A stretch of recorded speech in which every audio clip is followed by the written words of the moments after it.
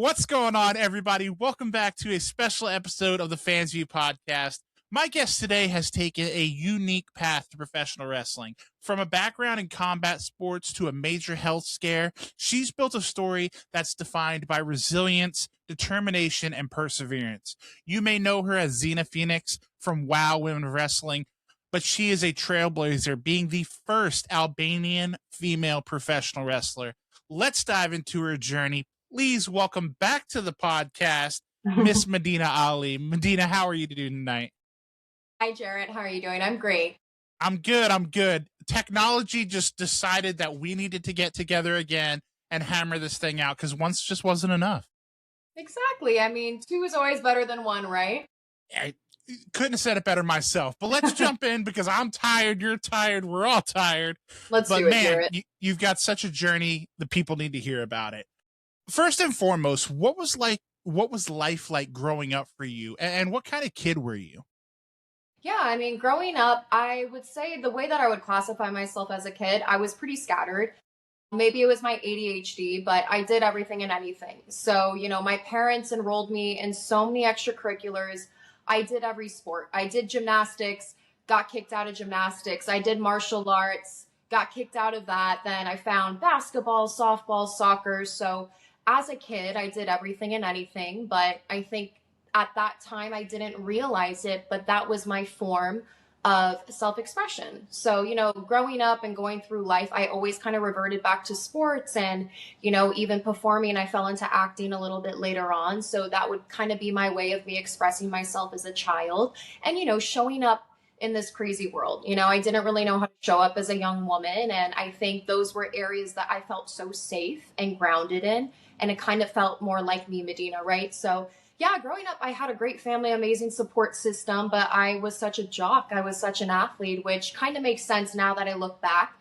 I ended up in the world of pro wrestling, but yeah, I had a really great upbringing. Yeah, and I'm so glad you said that's the perfect segue. As someone with deep Albanian roots, obviously being the first female pro wrestler, we're going to get to that. But did your family and your culture, how much did your family and your culture influence who you've become today? Yeah, I mean, so being Albanian is a huge part of my identity. It is how I show up in this world. So when I segued into WoW Women of Wrestling, that's something I knew I wanted to show and share because it's been such a prevalent part of me coming into this world and evolving and growing. I mean, I'm full Albanian. My parents are from Montenegro. They immigrated here in the 90s. So growing up, I was around the tradition. I was around the culture. My grandfather is a well-known Albanian singer, so I come from a very musically inclined family too. So it was always a big part of my identity. So naturally, when I got into pro wrestling, it was something that I wanted to share and showcase. Yeah, and before you got into pro wrestling, obviously you talked about it, you were a jock in school, so you being an athlete of some sort is no surprise to anyone. You have one of the most unique backgrounds, though, before your wrestling life.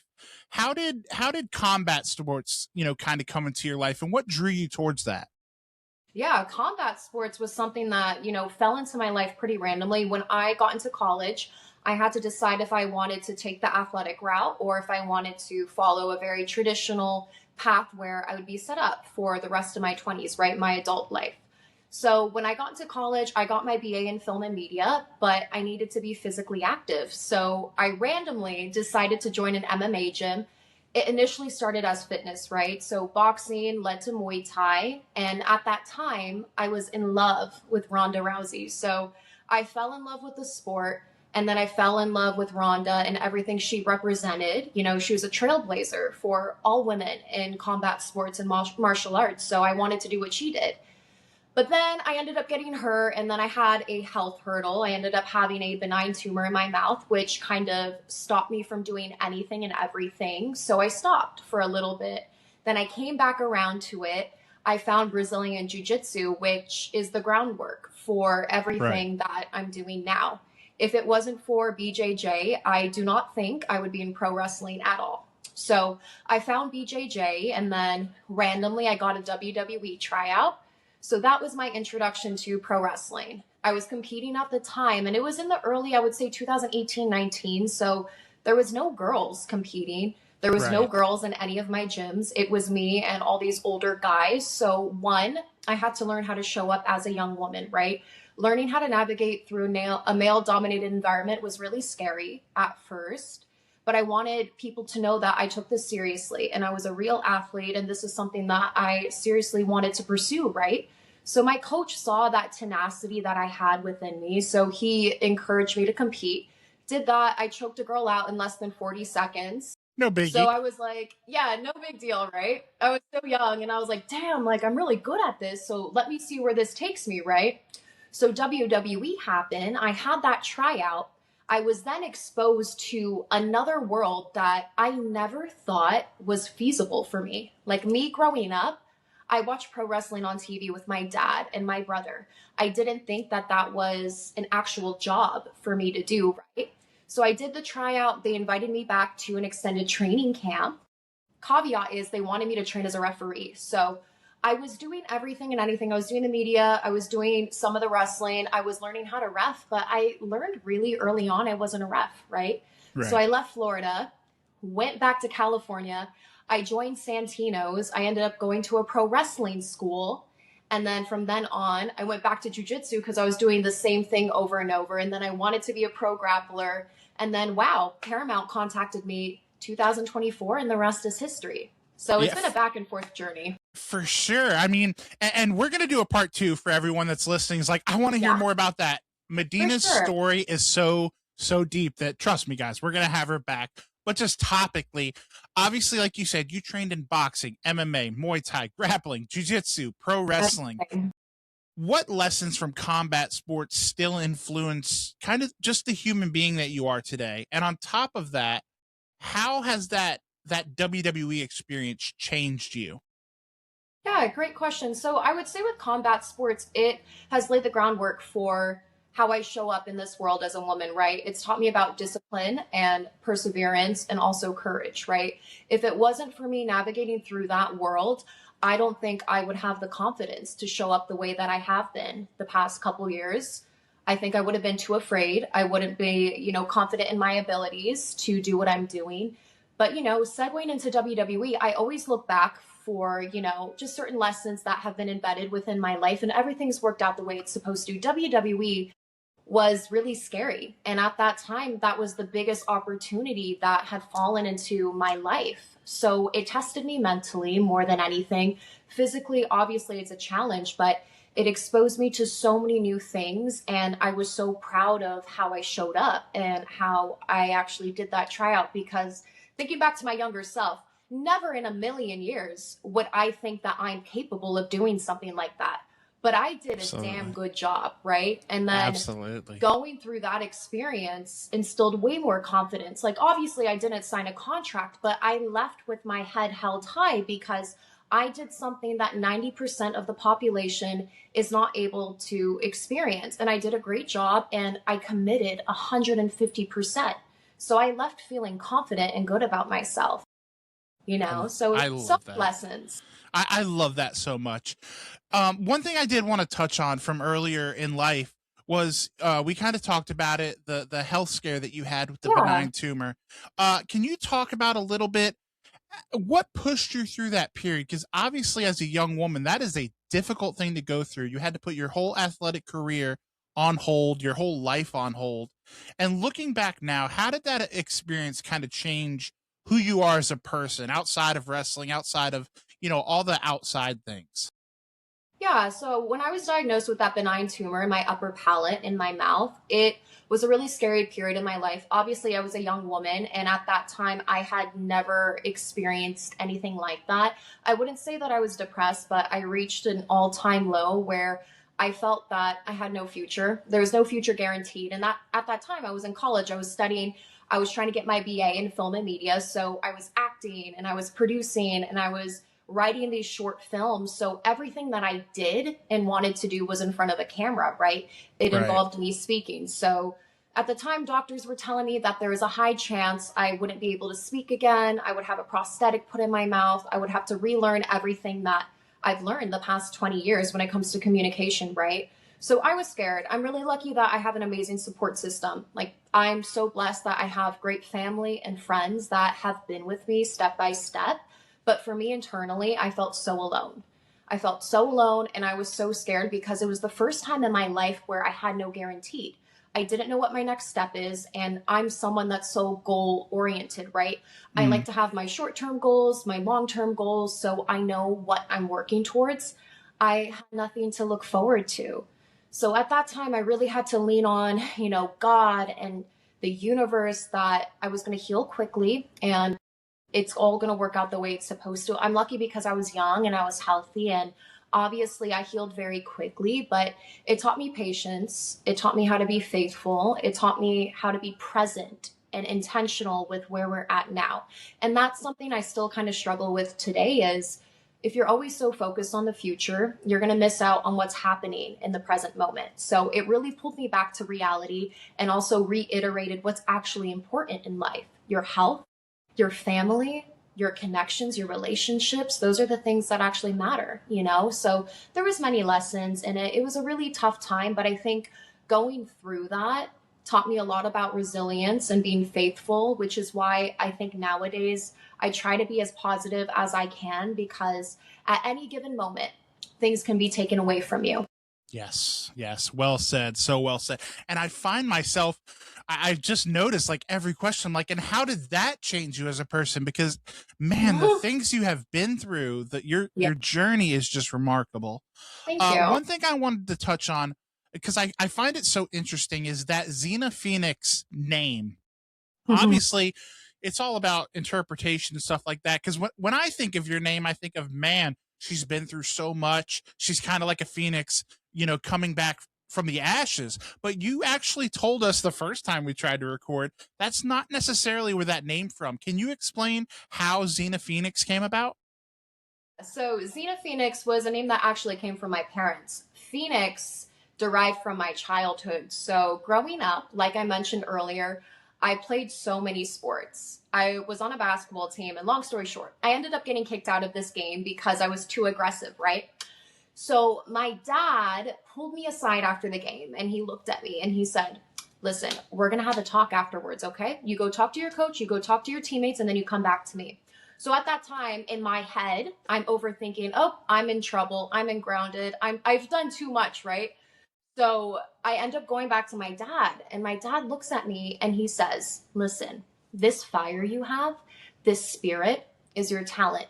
You never let it go because this is what's going to carry you over in life. You are my phoenix. So that was a nickname that my dad called me throughout my life growing up.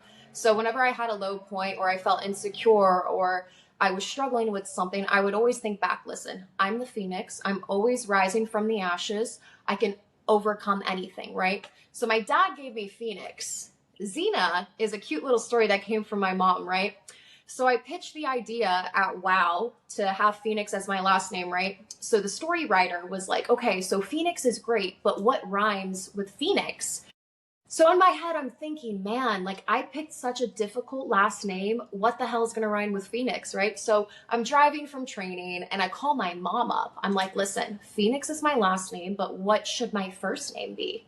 And then she says, listen, when I came to America, I used to watch Xena, the warrior princess, and then I had you. You're my Xena. You're a warrior. Why don't you call yourself Xena? So the Love it. following day, I pitched it to WoW. They ended up getting the rights for the X, right? And then the rest is history. So that was the creation of Xena Phoenix. That is such a tremendous story. Thank you so I know, it's a much. cute little story. It really is. We talked about it a little bit, but being recognized as the first Albanian female professional wrestler is obviously something you hold near and dear to your heart. What does that mean to you personally? Is that extra pressure on you, or is it just something you embrace and you carry on your back proudly? Yeah, so being the first female Albanian pro wrestler, it's both. I feel that it is a lot of pressure, but I'm so proud and I'm so grateful that I have stepped into these shoes. When I started doing all of this, I had no idea that any of this was going to happen. Obviously, I didn't know that there was any other females training out there. I just knew I wanted to represent my culture, right? So when I ended up debuting, it caught the attention of the Albanian media. So they put it out there, and seeing the response since then of how the fans are reacting and how little girls are coming up to me and sharing how they feel seeing me in the ring has been so inspiring, because growing up and going through life, I always wanted to do something of substance and purpose. And I always wanted my legacy to be one of strength and courage and respect. And I feel that with Xena, I'm able to share that and I'm able to do that. I know I just started and, I'm still pretty new to this world, but I feel so blessed that I'm able to represent my culture and hopefully inspire the youth to go after their dreams. Yeah, absolutely. And that you took the words right out of my mouth, because my next question. What do you hope fans take away when they watch you perform in a wrestling ring? When fans watch me perform, I hope that they can leave feeling excited and passionate to go out there in life and go after their dreams and desires. There's never a dream that's too big. If I can do what I'm doing right now, I feel that anyone can do it, right? For sure. This wrestling has kind of been an ode to my younger self, because when I was a kid, I wanted to be the strong, powerful, badass woman that, was confident and, independent and didn't rely on anyone, right? And I've become that person, right? Like, For internally, sure. I've become very strong. Physically, I'm strong too. But the ethos of everything that I'm doing and sharing with this world is something I'm so proud of, because one, I'm living by inspired action, but I want to inspire people. So if anyone can take anything from watching me wrestle, it is to dream big, to go after what you want. Don't make yourself small. Take up space out in the world and, have fun and live by inspired action and just do it. Yes, there you go. I love that. Thank you. And when people watch you, obviously they can see you right now performing for WoW Women of Wrestling. Yes. I know this season you guys are knee deep in the season right now that took place actually on Fremont Street in Las Vegas. What was that like, filming that for this season? Yeah, so performing in Vegas in the center of Fremont Street was insane. I mean, you think about Vegas, you think about the glitz and the glam, that's it. It was my first experience, performing in front of a crowd like that. People that visit Vegas are insane in the best way possible, but in the best way possible, I'm in Vegas right now. I love this city so much. There's so much culture and there's so much high spirits. It's so fun to be around. But performing during that period was amazing, and it was exciting and a once in a lifetime opportunity. But there was so much action and there was just intense energy. There's nothing like it. And I always say, I think my dopamine levels aren't like normal humans, because I'm so used to having such a high all the time, right? So you do something like performing on Fremont and engaging with the fans and doing all these wrestling matches. As soon as you step off stage, your adrenaline drops. Right. And then I look at reality and I'm like, what I just did was so exhilarating, right? But no, altogether, it was so much fun. It's been a dream come true. Yeah, for sure. And I can't stress enough, guys, go to wowe.com and you can check the listings there in your area to find out what channel it's on. Last question, and this is my favorite question, especially to propose to you. How, at this stage of your life and career, do you define success? The way I define success is honestly living through inspired action. I think if you're doing something that you feel so passionate about and so connected to, I think that's success.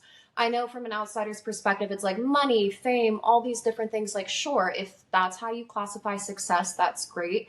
But for me, it's living authentically, doing something of substance, and being happy and connected to what I'm doing. I think what I'm doing right now with WoW and Xena and wrestling and, getting to connect with people like you and all the fans has been such a dream come true. I feel so happy and grateful that all of this has, planted into my life. And, I have so many seeds that are being planted right now that I'm really excited to see blossom. So for me, that's success. I feel very lucky to be where I'm at. Love that. And we are very lucky to have you on the show. And hopefully we have you back again very soon. Because like we said, I mean, to say we've only scratched the tip of the iceberg is the understatement of the year. So we're definitely going to have you back for a part 2. heck, maybe even a part 3, but we'll work on that. For now though, where can people reach out to you on social media? Obviously we talked wowie.com to see where they can watch WoW locally, but where can they reach out to you on social media? So I have my personal Instagram, which is at Medina Ali _. I have my WoW Instagram too, which is Xena Phoenix _WoW. I'm on TikTok as well, which is Miss Dina Wrestling, and you all can find me on YouTube as well, which will be Miss Medina. So you check me out. I'm all over the internet. I love that. We will make sure to link all those in the description of the YouTube video and the podcast. Medina, I can't thank you enough for being so gracious with your time. You're a lot of fun to talk to, and you're a pleasure to work with. So hopefully we can make this happen again very soon. Hopefully. Thank you so much, Jarrett. Great conversation. Absolutely. Guys, make sure you give Medina a follow. And when you're done giving her a follow, hey, head over to the Fans View Podcast on YouTube, Instagram, Twitter, Facebook, all the things, and give us a follow as well. And don't forget, guys, at the end of the day, most importantly, call your mom. If you haven't liked or subscribed, you're going to be joking me.